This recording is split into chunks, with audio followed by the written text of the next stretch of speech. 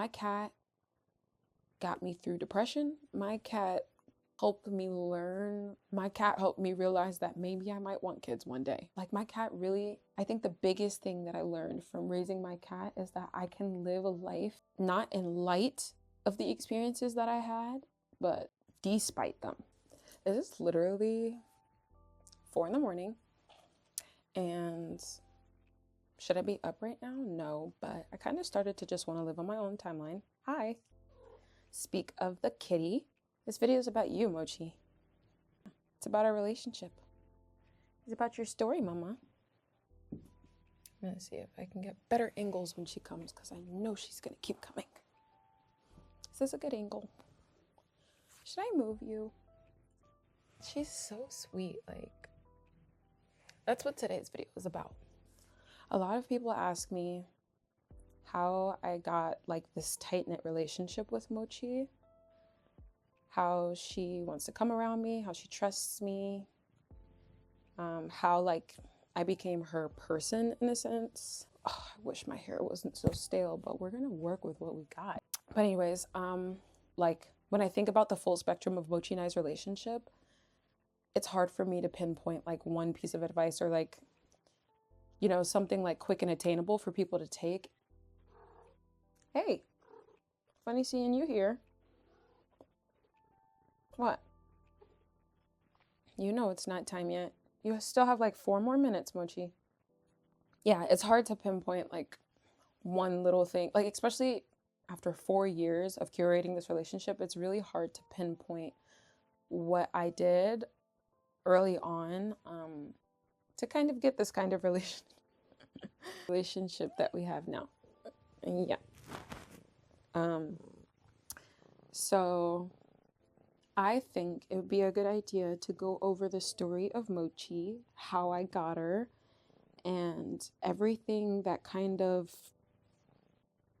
led to where we are now and how things are now, because I definitely think that the early stages of our relationship contributed to this, and contributed to what I know now.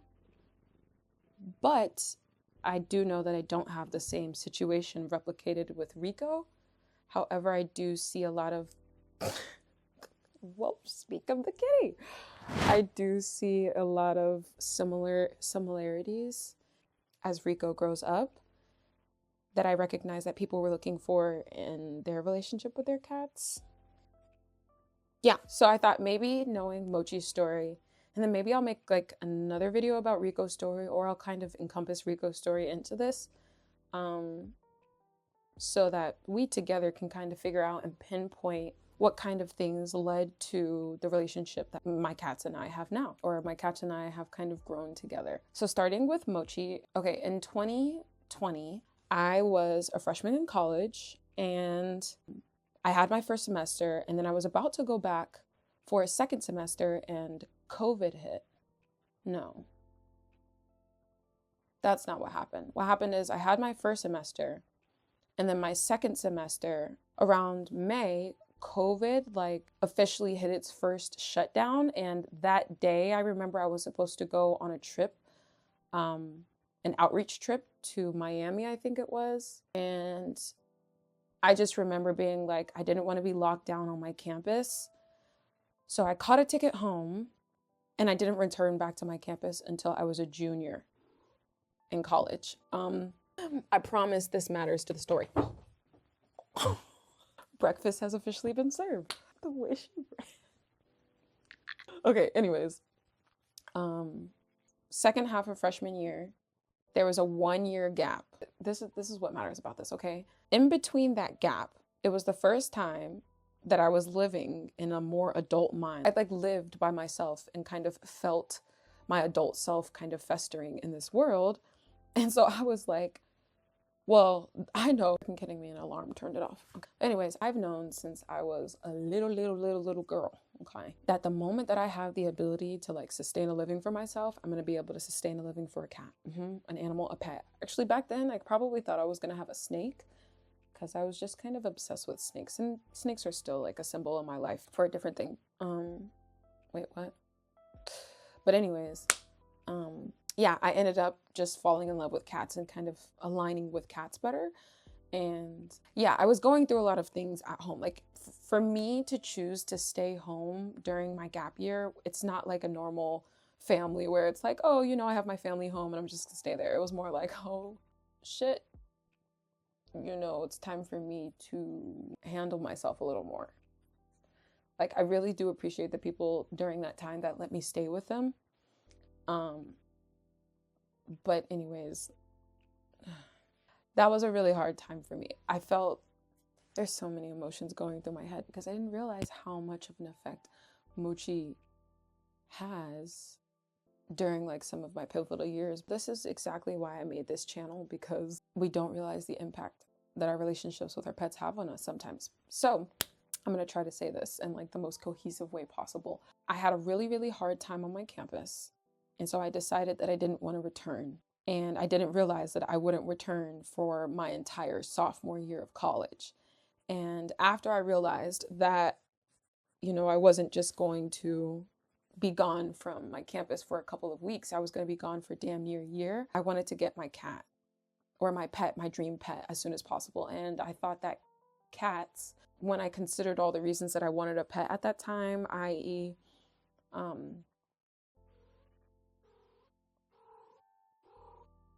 what? You enjoyed your breakfast? You're happy now? Happy. She came back. She's like, I had my breakfast. It was good. It was good, huh? Come sit.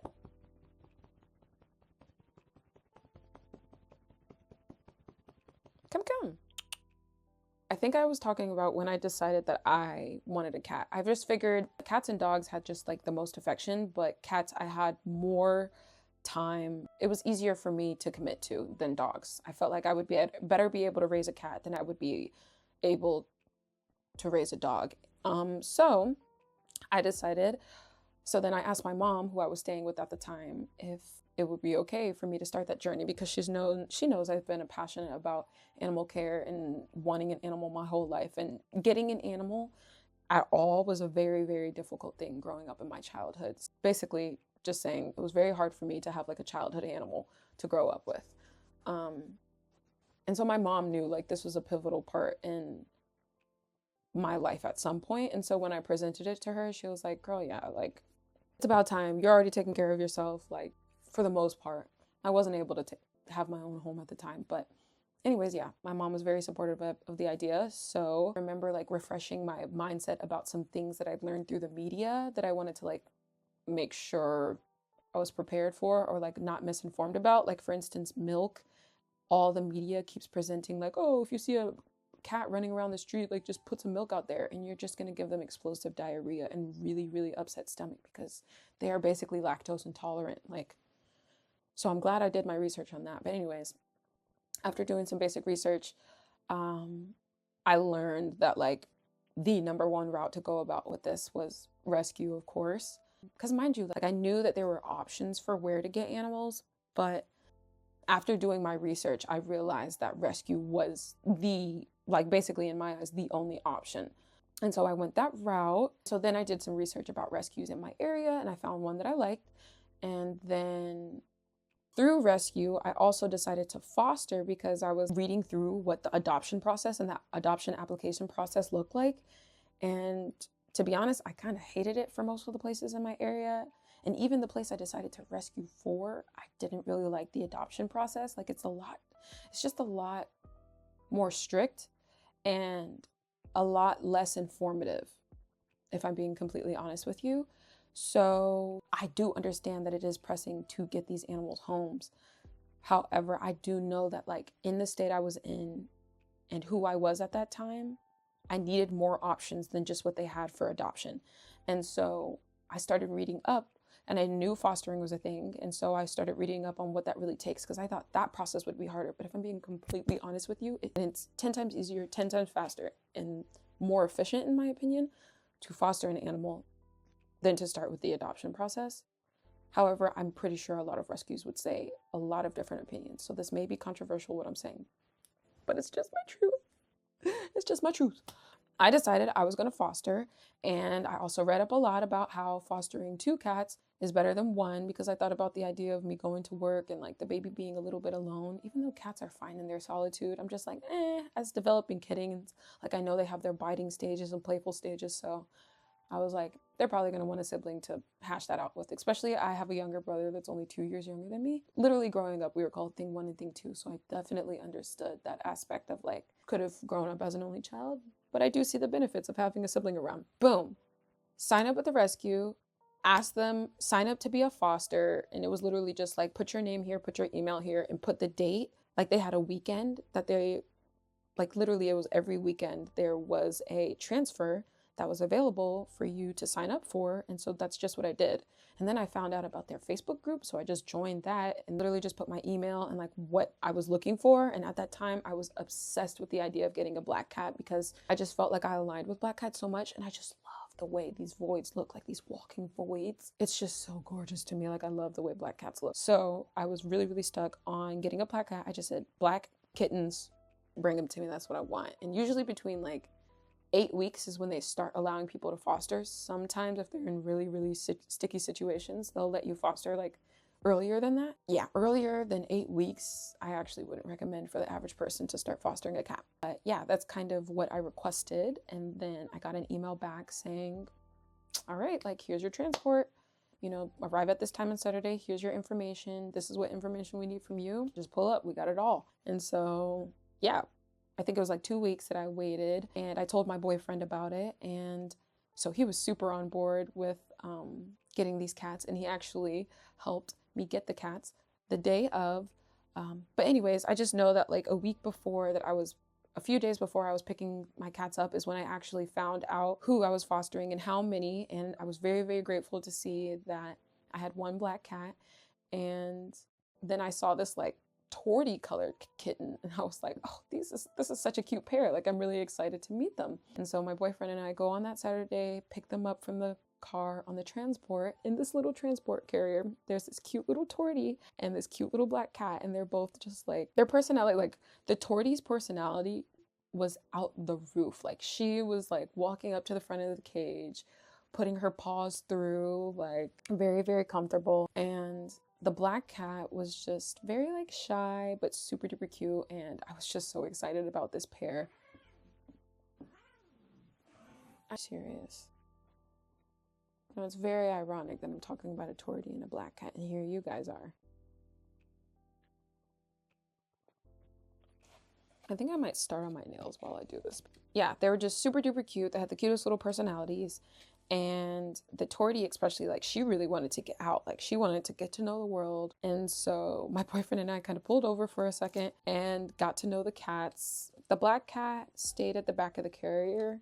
And I think that like their names on the files were like midnight. Like they were full sentences. So my boyfriend and I kind of pulled over, got to know the cats, and then decided that we wanted to rename the cats because they had the longest, most ridiculous names. Like her name had the name Horse in it, like Midnight Horse. I forgot. But anyways, we were just like not messing with those names. And I remember I wanted to started with the black cat actually. I wanted the black cat. So I named the black cat Ponyo.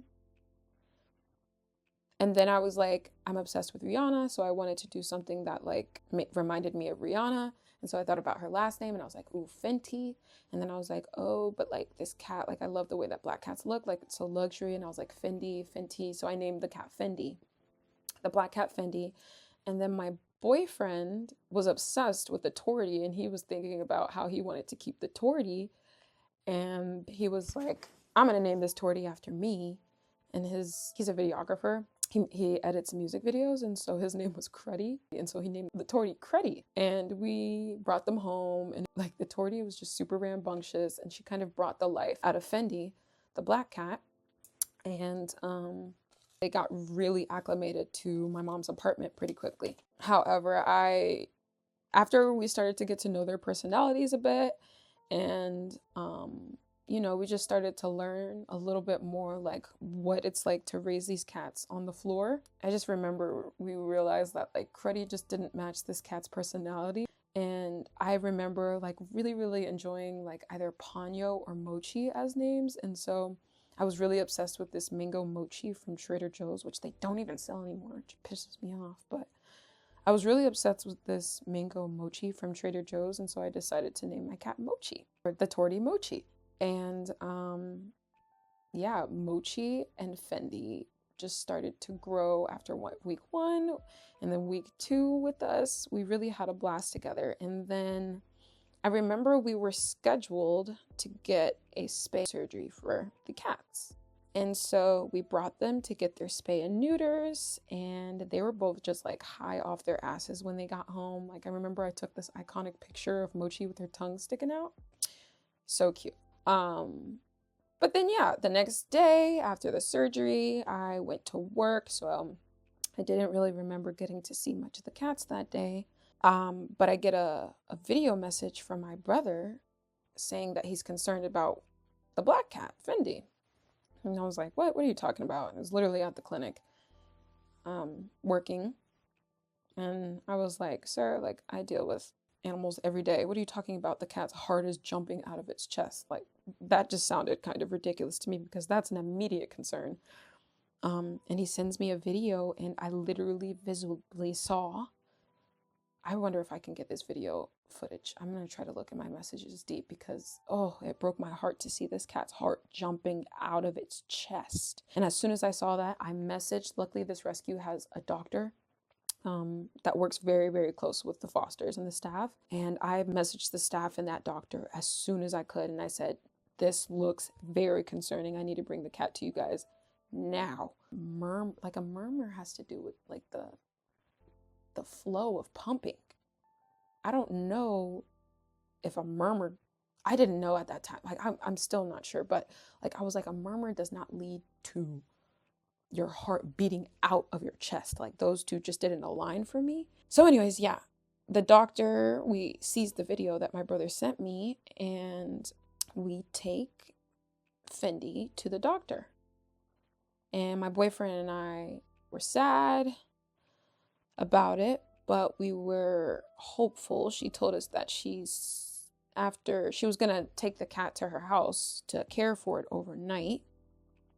And then she ends up telling us that she took the cat to the hospital. And my boyfriend and I were just kind of hopeful that night that everything worked out. And we just kind of held Mochi tight as we hoped that everything was okay with her sister. And then we get a call or a text the next morning saying that Fendi did not make it through the night. And I remember breaking all the way down. Like, that one, damn, even just thinking about it, like, I'm in the field of veterinary medicine. So like, animal deaths, it's very, very like normal for me to see that. But this one hurt me because of the time of my life that I was in. I was in a very, very alone state of being. It was like I had my boyfriend, genuinely.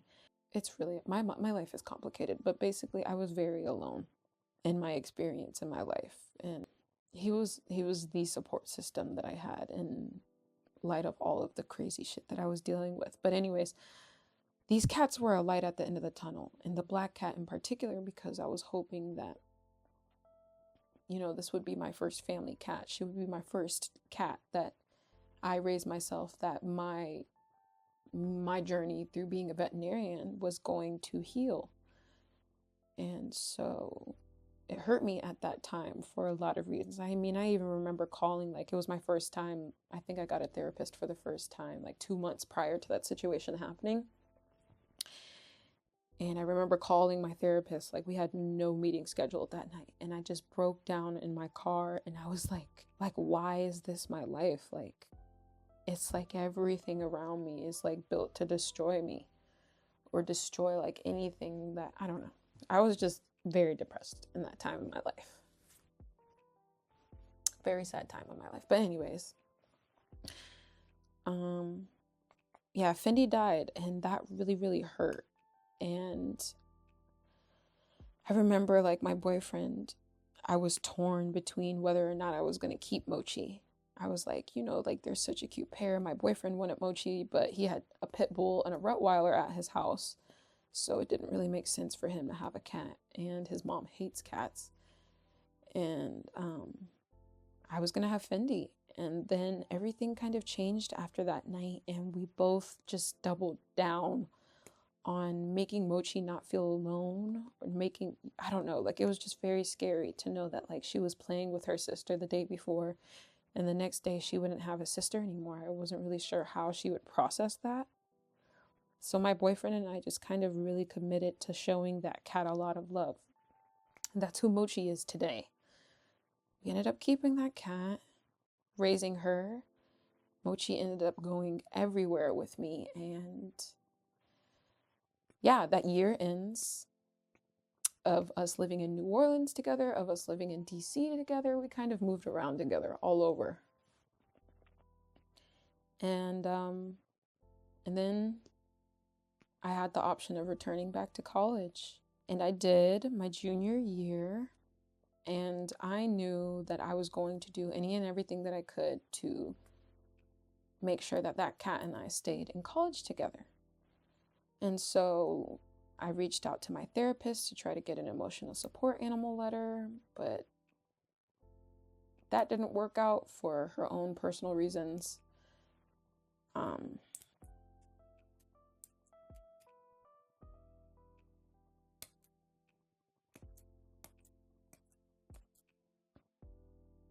Hey, buddy. You know, sometimes you just block things out in your mind. And I didn't realize, like, in the story of telling, you know, how Mochi and I's relationship got where it is and who we are, I didn't realize how much it aligns with a lot of growth points in my life. I'm very sorry about this long, drawn-out video, but there's a lot more related to this story that I'm trying to skip around and stay on topic about. But anyways, yeah, so anyways, I go back to college. I left that campus for a reason. I didn't go back for a year for a reason, but I went back. But I had Mochi this time, and I had a car.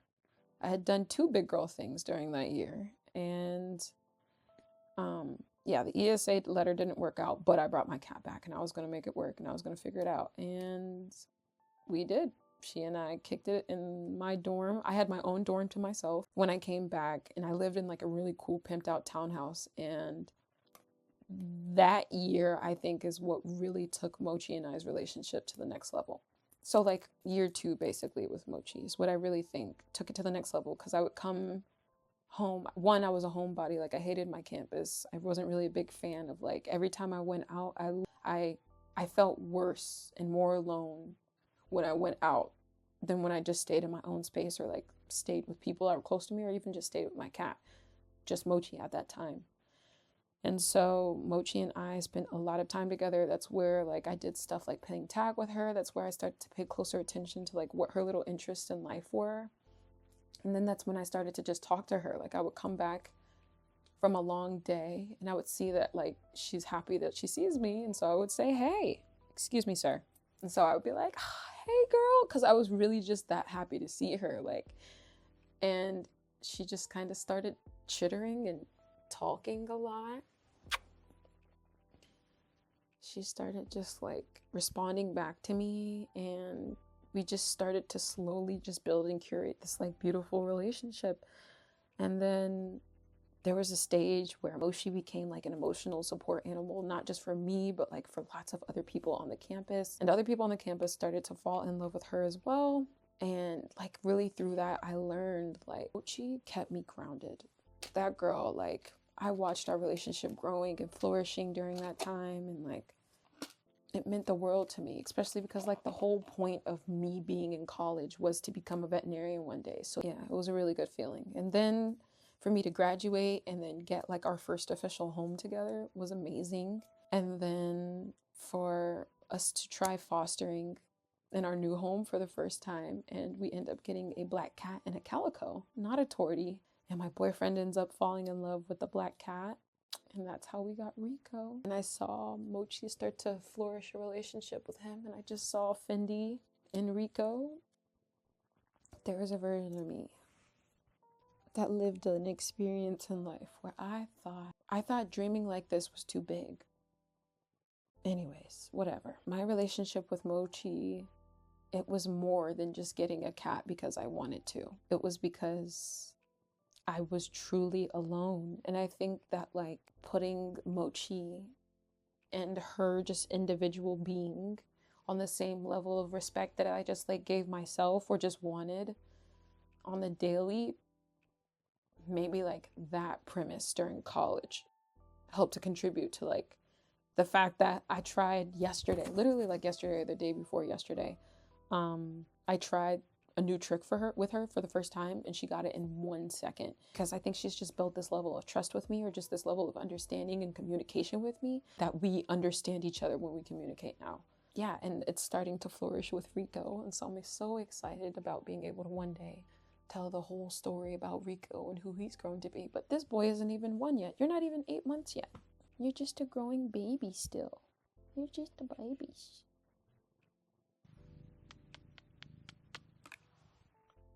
This is a very long video, but my cat got me through depression. My cat helped me learn. My cat helped me realize that maybe I might want kids one day, because I was so gung-ho on never having kids. It made me realize that I can kind of, like, my cat really, I think the biggest thing that I learned from raising my cat is that I can live a life not in light of the experiences that I had, but in spite of them. Or I guess not in spite, but despite them. Boom! That right there. Let me trademark that one. Let me stop. But anyways, in the same way that your relationship with your parents and the way that you were raised can impact like who you are throughout your life, I genuinely think your relationship with your cats or your pets can heal some of those parts, heal some of your inner child or your inner teen that you haven't been able to work with, because they expect so little from us. Like, it's a truly commensalist relationship. And I love that. Like, I love that we are in each other's lives because we benefit one another. Like, it's not just me picking a cat because I'm raising a cat. And that's the same truth about how I feel with kids too. Yeah. And I want to connect with more people who have this relationship with their cats. Like, I want to hear and learn more stories like you guys. More people who have stories where they realize like your relationship with your cat is so much deeper than what the world acknowledges it as. Without some of the support systems that I have, and my cat being one of them, I wouldn't be this like so strong in who I am today and what I can do and where I am. So yeah, that's it. That's all I have to say about that.